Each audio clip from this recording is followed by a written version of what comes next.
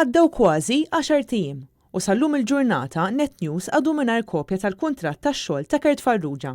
Kuntratt li bih wara li telaq minn kap tal-komunikazzjoni tal-Prim Ministru, Kert Farrugia se jkun qed idaħħal fil-but sa 500 euro kuljum. Għal raġunijiet mhux magħrufa, Kert Farrugia għadu qed iżomm il-kuntratt tax-xogħol tiegħu bħala kap eżekuttiv tal-Malta Enterprise moħbi minn Net News.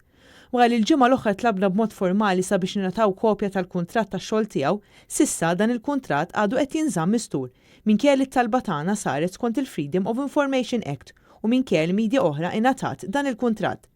Fl-ewwel email mibgħuta it-tnejn 28 ta' Ottubru tlabna kopja tal-kuntratt ta' Kert Farrugia. Aktar tard it-tnejn stess tlabna wkoll kopja tal-kuntratti li kienu firmaw iż-żewġ predeċessuri ta' Farrugia, iżda anke din l-email baqgħet mhux imwieġba. Għaldaqstant l-għada it-3 29 ta' Ottubru irrepetejna it-talbiet tal-għejliet din id-darba skont il-liġi tal-libertà tal-informazzjoni. Issa għaddew aktar minn 10 tiem u xorta għadna bla risposta.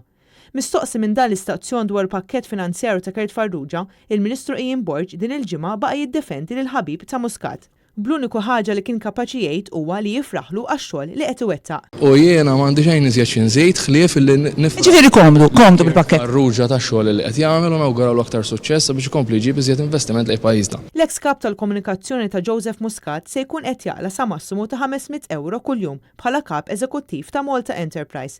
Barra minn hekk f'każ ta' terminazzjoni tal-kuntratt anke jekk irriżenja u min jeddu, Kert Farrugia iddaħħal aktar minn 130,000 euro fil-but.